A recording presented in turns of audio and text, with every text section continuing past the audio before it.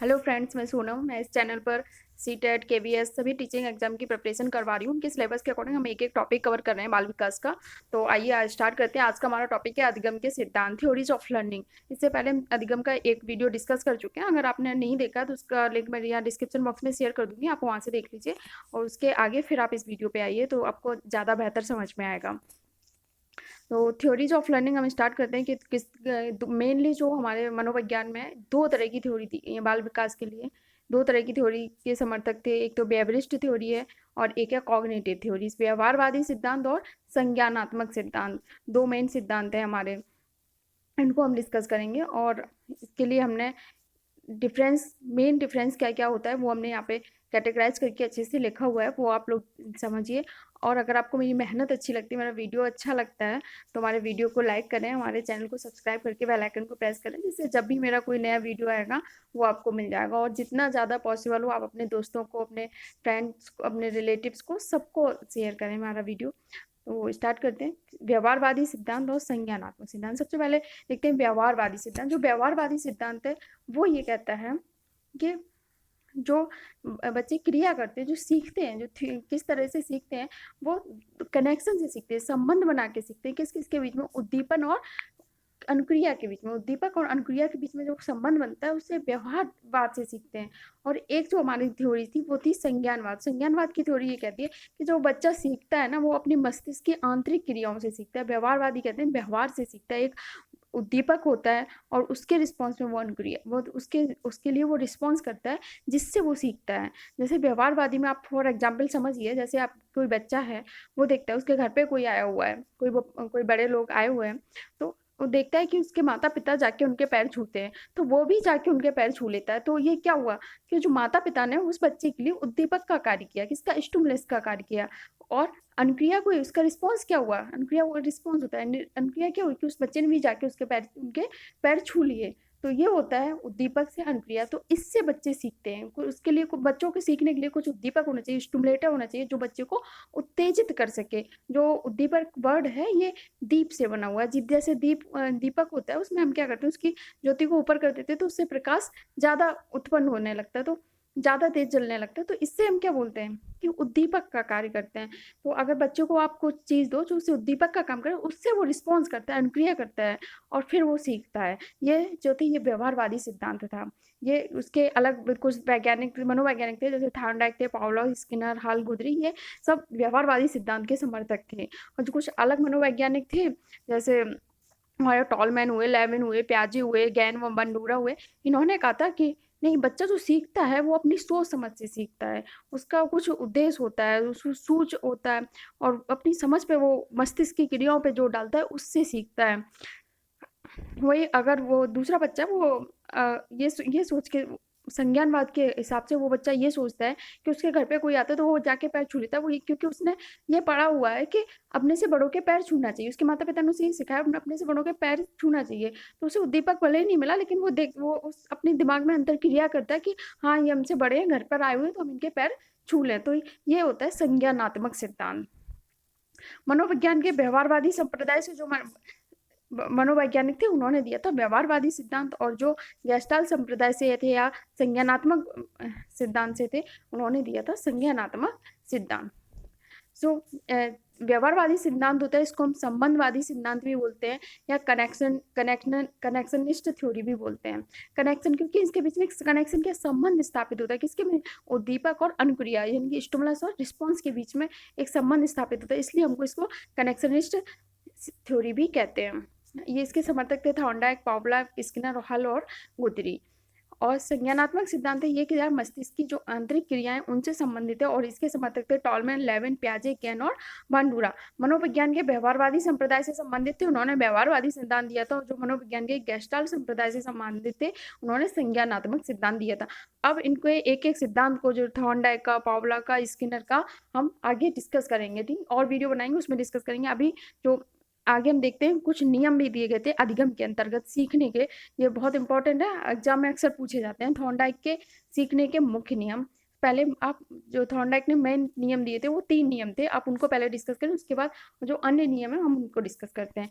तो फर्स्ट नियम दिया था तत्परता का नियम। तत्परता का नियम समझ लॉ ऑफ रेडीनेस, मतलब आप तैयार हैं सीखने के लिए।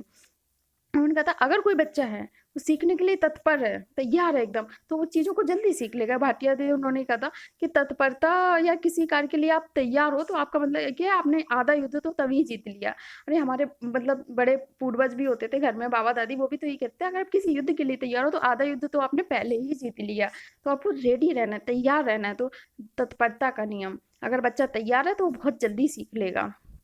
जैसे आप कोई बकरी है, आप उसको या उसे पानी पिलाना है, आप उसको सामने पानी की बाल्टी तो रख सकते हो, लेकिन उसको जबरदस्ती नहीं पिला सकते जब तक वो खुद नहीं चाहेगी पीना। तो मतलब उसे जब वो तक वो खुद तैयार नहीं होगी, अगर वो खुद तैयार होगी तुरंत पी लेगी। तो ये उसे बोलते हैं लॉ ऑफ रेडीनेस, तत्परता का नियम।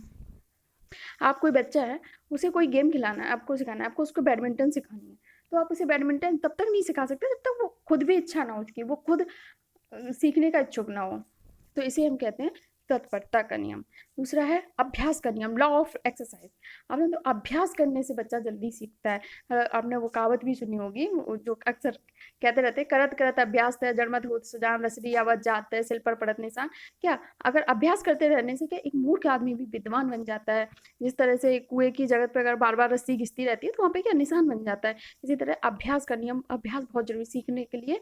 अभ्यास का नियम ये थॉर्नडाइक ने ही दिया था, इनका ये दूसरा नियम था अभ्यास का नियम। इन्होंने थर्ड नियम दिया था प्रभाव का नियम। उन्होंने कहा अगर किसी चीज़ का अच्छा प्रभाव मिलता है तो उस चीज़ में वो सीखना चाहता है बच्चा, उसमें इंटरेस्ट लेता है। अगर उसका प्रभाव अच्छा नहीं मिलेगा तो वो उस चीज़ को इतने अच्छे से नहीं करना चाहता। जैसे आपको आप एग्जाम सी टेट की आप अपनी कोई भी टीचिंग एग्जाम की तैयारी करो, तो आपको इसका एक उद्देश्य पता है कि इसका अच्छा उद्देश्य मिलेगा। वैकेंसी आएंगी, वैकेंसी है तो या पोस्ट आई हैं या आएंगी, तो उससे हमारा सिलेक्शन होगा, आप अध्यापक बन जाओगे। ये आपका पर्पज है। अगर आपको पता हो आप नहीं बन पा रहे हो अध्यापक का, तो आप उसमें कम इंटरेस्ट लोगे चीज़ को पढ़ने में, कि आप वैकेंसी ही नहीं है, कोई तैयारी ही नहीं है, वो तो कोई रास्ता ही नहीं है जिससे आप बन सको, तो इसलिए तो उसमें आप कम इंटरेस्ट लोगे। जब आपको उसका प्रभाव पता है, रिजल्ट पता है, परिणाम पता है कि आप इसकी तैयारी करके आप टीचर बन जाओगे, एक अध्यापक बन जाओगे, तो आप इसमें इंटरेस्ट लोगे, तो इसे पढ़ने में आपको सुख मिलेगा। तो ये होता है प्रभाव का नियम। ये तीनों नियम थॉर्नडाइक के हैं, तत्परता, अभ्यास और प्रभाव का नियम। इसके बाद सीखने के कुछ अन्य नियम भी थे जो दिए गए थे। ये एक था बहु प्रतिक्रिया का नियम। जैसे हम कोई नया कार्य करते हैं तो उसके लिए हम बहुत सारी क्रियाएं करते हैं और कई अलग अलग तरीके अपनाते हैं, नए नए मेथड अपनाते हैं उस कार्य को करने के लिए। इसे हम कहते हैं बहु प्रतिक्रिया। मतलब कोई भी नया कार्य है तो उसके लिए बहुत सारी क्रियाएं करते हैं, तो इसको बोलते हैं बहु प्रतिक्रिया। ये होता है आत्मीकरण का नियम। आत्मीकरण का नियम सेकंड है आत्मीकरण का नियम। फर्स्ट तो हमारा बहु प्रतिक्रिया का नियम। तो आत्मीकरण का नियम है कि जैसे हमें कुछ पहले से आता है, उसमें हमने कुछ नया और ज्ञान जोड़ लिया, मतलब आत्मसात कर लिया। आत्मीकरण का मतलब होता है आत्मसात करना। आत्मसात होता है कि अगर हमें कुछ पहले से आता है उसमें हमने कुछ और ऐड कर लिया। जैसे मान लो हमें जोड़ घटाना आता था, 1 अंक का करना आता था, अब हमने 2 अंक का करना सीख लिया। तो पहले से 1 अंक का आता था, उसी में हमने 2 अंक का और ऐड कर लिया, नए ज्ञान को और उसमें आत्मसात कर लिया। इसको हम बोलते हैं आत्मीकरण का नियम। थर्ड है हमारा मनोवृत्ति का नियम। मनोवृत्ति का नियम कहता है कि जिस भी काम के प्रति हमारा जैसा मन होगा, यानी कि जैसी हमारी मनोवृत्ति होगी, हम उस कार्य को उसी हिसाब से कर लेंगे। मतलब उसी तरह उतना ही सीख पाएंगे, जितना हमारा मन होगा उसी हिसाब से सीख लेंगे। कहते भी है ना, मन के हारे हार है, मन के जीते जीत। अगर आपने मन से हार मान ली तो आप नहीं सीख पाओगे, अगर आपने मन से जीत मान ली, आपने जितना सोच लिया कि मतलब इतना सीख लेंगे, तो आप उतना सीख लोगे। तो ये होता है मनोवृत्ति का नियम। तो बच्चे की मनोवृत्ति भी होनी चाहिए कैसी, सीखने की, या आपको उसके अंदर ये चीज मनोवृत्ति डेवलप करनी है। आंशिक क्रिया का नियम। इस आंशिक क्रिया का नियम कहता है कि आप कोई कार्य को छोटे छोटे हिस्सों में डिवाइड करके करो, क्योंकि पूरा अगर आपको बड़ा काम दिखता है तो वो कठिन लगता है। अब आप ये सी टेट की तैयारी करो तो आप ये सोचो सारे सब्जेक्ट के साथ पढ़ लोगे, नहीं पढ़ पाओगे। छोटे छोटे एक एक पार्ट, एक एक सब्जेक्ट लो और एक एक सब्जेक्ट की भी एक एक टॉपिक लो। तो एक क्या बहुत छोटे छोटे पार्ट में डिवाइड कर करके आप पूरा पढ़ रहे हो, तो इसको कहते हैं हम आंशिक क्रिया का नियम। थर्ड है साहचर्य परिवर्तन का नियम। साहचर्य परिवर्तन का नियम ये कहता है कि अगर जैसे पहले आपने कोई काम किया है, कोई एक मतलब कंडीशन में, तो सेम कार्य को आप फिर से वही मतलब दूसरी स्थिति में वही कार्य को आप फिर से कर रहे हो। जैसे मान लो कोई बच्चा है, वो अपने माँ से दूर चला गया पढ़ने के लिए या कहीं चला गया बाहर, ठीक, वो दूर चला गया। तो बच्चा जब गया था तो माँ बहुत रोई थी, ठीक। अब कुछ दिन बाद अचानक से उसे बच्चे की कोई अच्छी सी फोटो दिख गई, कुछ कोई फोटो घर में रखी दिखी, तो फोटो को देख के फिर से रोने लगी। तो क्या वही क्रिया फिर से करने लगी दूसरी स्थिति में। उस टाइम बच्चा जा रहा था, अभी बच्चे को याद करके फिर से वही क्रिया करने लगी है, फिर से वही माँ होने लगी। तो इसको हम बोलते हैं साहचर्य परिवर्तन का नियम। अब डिस्कस करते हैं अधिगम वक्र। ये क्या होते हैं? Curves of learning. Charles Skinner थे जो मनोवैज्ञानिक, इन्होंने कहा था कि अधिगम का वक्र जो होता है, कोई दी क्रिया है उसमें हम क्या उन्नति या अवनति कर रहे हैं उसका ब्यौरा होता है। यानी कि अगर आपको कोई एक काम दिया गया उसमें आप कितनी प्रोग्रेस हो रही है आपकी, या आपका डिक्रीमेंट हो रहा है, उसका पूरा जो लेखा जोखा है वही क्या होता है? अधिगम का वक्र मतलब क्या होता है? कर्व होता है। एक हम लर्निंग का एक कर्व ड्रॉ करते हैं, क्योंकि जैसे हम कुछ सीखते हैं, लर्निंग मतलब क्या है? सीख रहे हैं। और सीखना हमेशा एक जैसा तो नहीं हो सकता। कभी हम मंद गति से सीखते हैं, कभी तेज गति से सीखते हैं, कभी हम नहीं सीखते। थोड़ी बहुत देर हो सकता है हम ना कुछ सीख रहे हो। तो जो सीखने की गति होती है वो हमेशा एक जैसी नहीं होती, कभी कम होती है, कभी ज़्यादा होती है। तो इसको हम क्या बोलते हैं? अधिगम वक्र। इसे हम एक वक्र से ड्रॉ करते हैं। कोई कर्व हम बना के, ये देखो ये हमने 4 कर्व से बना के ड्रॉ किया है। दो 4 तरह के कर्व हम डिजाइन कर सकते हैं इसके बेसिस पे कि कब ज़्यादा सीख रहे हैं, कम सीख रहे हैं, या नेगेटिव सीख रहे हैं, या तो इसमें सबसे मेनली 4 तरह के होते हैं। जो फर्स्ट होते हैं धनात्मक अधिगम वक्र, सबके कॉनकेव कर्व। इसमें क्या होता है? जब आप स्टार्टिंग में धीमे से सीख रहे हो, देखो ये वाला है कॉनकेव कर्व कौन सा? धनात्मक अधिगम वक्र, धनात्मक। आप स्टार्टिंग में धीरे सीख रहे हो, धीरे, और फिर एकदम अपनी सीखने की गति बढ़ती जा रही है, तो इसको हम बोलेंगे क्या? धनात्मक अधिगम वक्र, कॉनकेव कर्व। और दूसरा होता है हमारा ऋणात्मक अधिगम वक्र। ये है ऋणात्मक अधिगम वक्र। इसमें क्या होता है? पहले तो आपने बहुत तेजी से सीखा, शुरू में आपको जोश आया कि नहीं अब पढ़ेंगे बहुत अच्छे से, तो आपने बहुत जल्दी सीखा, और फिर 3-4 दिन बाद, 3-4 दिन ही रहता है पढ़ने का जोश, उसके बाद फिर धीरे धीरे नहीं, अब फिर ये डिक्रीमेंट होने लगा। यानी कि शुरू में स्टार्टिंग में तो आपने बहुत तेज सीखा, और धीरे धीरे आपके सीखने की गति कम होती गई, धीमी होती गई। इसको हम क्या बोलते हैं? ऋणात्मक अधिगम वक्र। थर्ड जो होता है हमारा वो होता है सरल रेखीय अधिगम वक्र, यानी कि स्ट्रेट लाइन कर्व। इसमें क्या होता है? इसका जो कर्व, ये कर्व ये कहता है कि जो सीखने की दर है वो समान गति से बढ़ रही है। देखो एकदम एग्जैक्ट स्ट्रेट लाइन समान गति से बढ़ रही है। क्या ऐसा पॉसिबल हो पाता है? नहीं हो पाता, मतलब जनरली नहीं ऐसा कर पाया जाता। आप हमेशा एक जैसा तो नहीं सीख रहे होते हो, ठीक। तो ये कर्व बहुत कम होता है। कैसा कि एक ही गति से, एक ही स्पीड से आप सीख रहे हो, इसको हम बोलते हैं सरल रेखीय अधिगम वक्र। दूसरा होता है हमारा एसकार्की अधिगम वक्र, इसलिए इसको हम मिक्स्ड कर्व भी बोलते हैं। इसमें क्या होता है? कभी सीखने की गति बहुत तेज थी, फिर धीमी पड़ गई, फिर तेज हो गई, फिर धीमी पड़ गई, फिर तेज हो गई, फिर धीमी। आप मान लो अभी सीटेट की या कोई भी अपनी टीचिंग एग्जाम की तैयारी कर रहे हो, तो इसमें क्या होता है? जैसे वैकेंसी आई, आपने अपनी तैयारी एकदम तेज कर दी, ठीक। फिर जैसे एग्जाम हो गया, अपनी तैयारी एकदम बंद। अब जब दूसरा एग्जाम आएगा तभी आप अच्छे से तैयारी, फिर अपनी स्पीड पकड़ोगे, नहीं तब बीच में तो धीमे धीमे ही स्पीड बनी रहेगी। नई वैकेंसी आएंगी तभी आप अच्छे से तैयारी करोगे। तो इसको हम क्या बोलते हैं? एस आकारी अधिगम वक्र। इसको हम बोलते हैं मिक्स्ड कर्व। यही चारों हमने लिखे हुए हैं, धनात्मक, ऋणात्मक, सरल रेखी और एस आकारी अधिगम वक्र, मिक्स्ड कर्व। अब डिस्कस कर लेते हैं अधिगम पठार। अधिगम पठार क्या होता है? Plateau in learning, plateau से इन लर्निंग। ये देखो ये अधिगम पठार है। थ्योरीज ऑफ लर्निंग में एक हम बताते हैं अधिगम पठार।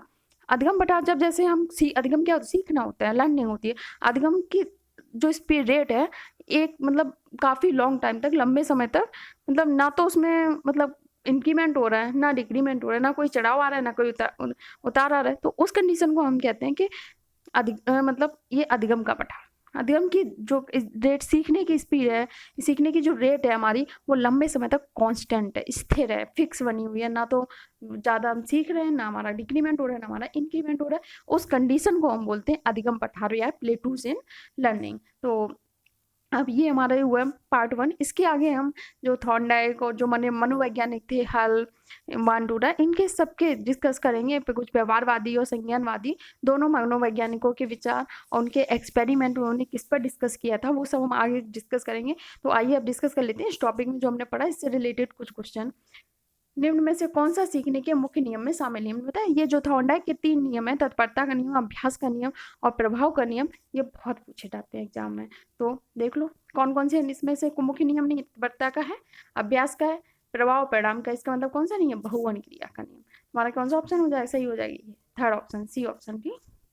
सीखने की वह अवधि जब सीखने की प्रक्रिया में कोई उन्नति नहीं होती है, यही हमने बताया। तो इसको क्या बोलते हैं? अधिगम पठार। ना तो रेट एकदम सेम है, टाइम सेम है, कुछ चेंज नहीं आ रहा है, ना तो हमारा इंक्रीमेंट हो रहा है ना हमारा डिक्रीमेंट हो रहा है, उसको हम क्या बोलते हैं? सीखने का पठार, अधिगम पठार। और नेक्स्ट हमारा है निम्नलिखित में कौन सा सीखने का, एक मिनट ये हो चुका है, ये वाला, निम्न में कौन सा सीखने का नियम नहीं है? इनमें से हमारा सीखने का कौन सा नियम नहीं है? तत्परता का नियम, हाँ ये है। अभ्यास का नियम है, प्रभाव का नियम है, तनाव का नियम, ये तनाव का नियम नहीं है। ठीक, इसका डी ऑप्शन ये सही हो जाएगा। तनाव का नियम हमारा सीखने का कोई नियम नहीं है। अब अधिगम का वक्र सीखने की क्रिया से होने वाली गति और प्रगति को व्यक्त करता है। ये हमने वीडियो में बताया था कि ये स्टेटमेंट किसका है। तो आपको मुझे कमेंट बॉक्स में आप लोग इसे कमेंट कीजिए, आंसर दीजिए इसका कि इसमें कौन सा ऑप्शन सही है। ठीक है, और थैंक यू। नेक्स्ट टॉपिक इसके आगे का हम नेक्स्ट वीडियो में बनाएंगे। और आपको मेरी मेहनत अच्छी लगी हो तो हमारे वीडियो को लाइक करें और जितना पॉसिबल हो अपने 2 रिलेटिव्स को, अपने फ्रेंड्स को मैक्सिमम पॉसिबल हो शेयर करें। And thank you.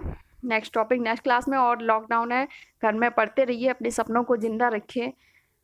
और इसी के साथ अब नेक्स्ट क्लास में फिर मिलते हैं।